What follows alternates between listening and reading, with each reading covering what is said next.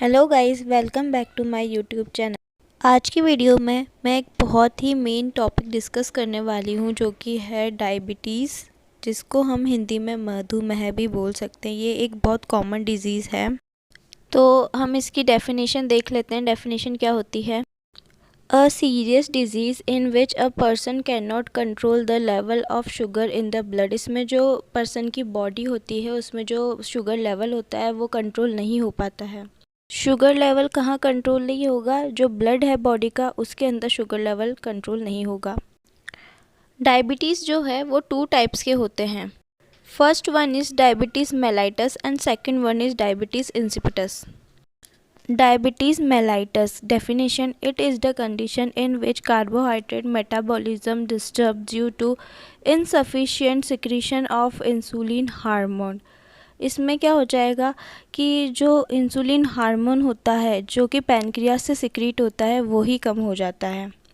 Pancreas में जो beta cell होती है उससे ही हमारा इंसुलिन सिक्रीट होता है। अगर बीटा सेल जो है वो सिक्रीट नहीं होगा पैनक्रियास से तो हमारा इंसुलिन भी नहीं बन पाता है। अब इसमें 3 करेक्टराइज्ड होते हैं फीचर्स, जो कि है polyuria, polydipsia, polyphagia.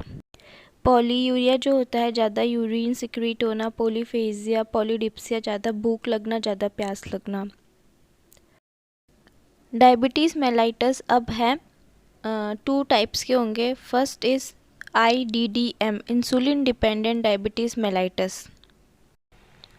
In this condition, patient is unable to produce endogenous insulin due to destruction of pancreatic beta cell by genetic, immunogenic and environmental factor. अब इसमें क्या होगा कि मैंने जैसे बताया था कि पैनक्रियाटिक जो बीटा सेल होती है वही नहीं सिक्रीट होगा, तो ये फर्स्ट जो इंसुलिन डिपेंडेंट डायबिटीज़ मेलाइटस होता है वो हमें हो सकता है। ये जेनेटिक भी हो सकता है या फिर इन्वायरमेंटल फैक्टर की वजह से भी हमें हो सकता है।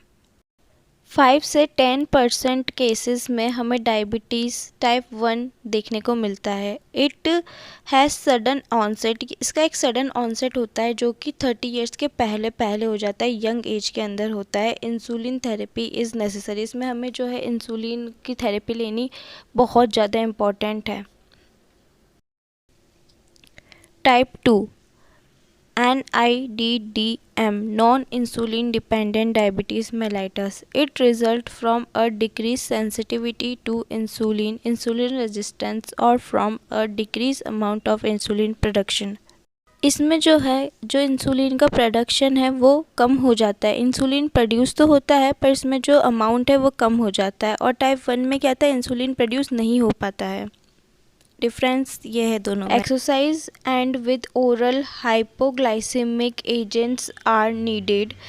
It occur mostly after 40 years. अब क्या होगा कि हमें ओरल पिल्स लेनी होती है, एक्सरसाइज करना होता है इसे मेंटेन करने के लिए, और ये आफ्टर 40 ईयर्स ही लोगों में देखने को मिलती है। About 80% cases due to obesity, obesity की वजह से भी, मतलब 80% जो केसेस है ओबेसिटी की वजह से ही हमें देखने को मिलेगा। There is no need of endogenous insulin. अब हमें कोई नीड नहीं होती है कि हम बाहर से इंसुलिन लें, इसके लिए इंसुलिन थेरेपी की ज़रूरत हमें नहीं होती है। अबाउट 90 to 95% जो हमें पेशेंट दिखेंगे, जो केसेस दिखेंगे, वो non insulin dependent diabetes mellitus के ही दिखते हैं। टाइप 3 भी होता है जो कि है गेस्टेशनल डायबिटीज़ मेलाइटस। ये ओनली प्रेग्नेंट लेडीज़ में ही देखने को मिलता है। डेफिनेशन देख लेते हैं। It is characterize by any degree of glucose intolerance with onset during pregnancy, second और थर्ड ट्राइमेस्टर। इसमें जो ग्लूकोज का लेवल है थोड़ा डिस्टर्ब दिखता है सेकेंड और थर्ड ट्राइमेस्टर के अंदर। ईटियोलॉजी, रिस्क फैक्टर क्या होते हैं? हेरिडिटी हो सकता है जो कि हमें हमारे पेरेंट्स से मिलते हैं। ओबेसिटी हो सकता है जो जब हमारा ओवरवेट हो, वेट हमने गेन कर लिया हो। ओल्ड एज, ओल्ड एज में जो हमारा पैनक्रिया है वो बीटा सेल कम सिक्रीट करता है, स्लो हो जाता है प्रोसेस, उसकी वजह से भी होते हैं। और अदर सिम्टम्स मैं बताती हूँ जैसे कि हार्ट अटैक। हार्ट डिजीज़ हो जाती है, मायोकार्डियल इन्फेक्शन हो जाएगा, स्ट्रोक हो सकता है, रीनल डिजीज़, किडनी डिजीज़ जिसको बोलते हैं, या फिर वायरस इन्फेक्शन की वजह से भी हमें हो सकता है।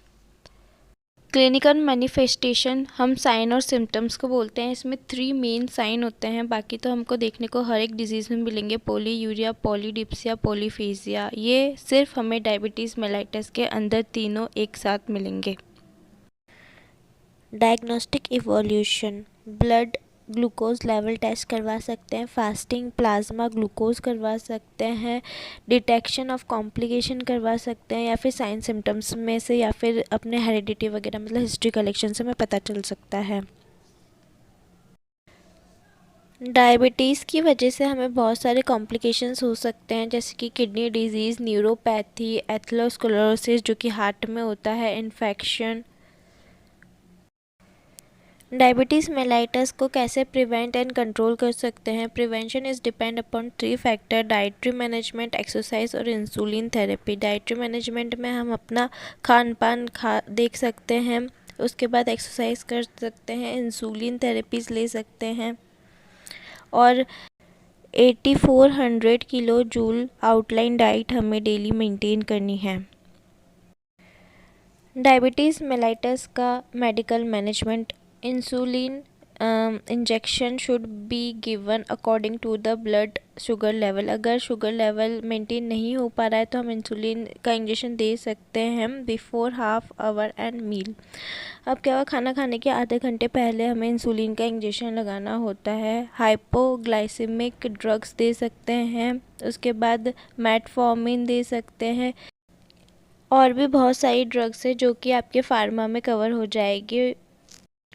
डायबिटीज़ मेलाइटस का डाइटरी मैनेजमेंट: हमें कार्बोहाइड्रेट जो लेना है 16.64 किलो जूल लेना है, और जो फैट लेना है 36.8 किलो जूल लेना है, प्रोटीन जो लेना है 16.66 किलो जूल लेना है, और टोटल 120 किलो जूल हमें डाइट लेनी है। नर्सिंग मैनेजमेंट में सबसे पहले हम असेसमेंट कर लेंगे, 3P साइन देख लेंगे, और फैमिली हिस्ट्री ले लेंगे, और नॉलेज हमें पूरी होनी चाहिए फैमिली और पेशेंट की, और उसका फिज़िकल असेसमेंट कर लेंगे। अगर पेशेंट एंशियस है, एंजाइटी लेवल उसका हम चेक कर लेंगे। टॉपिक कंप्लीट है।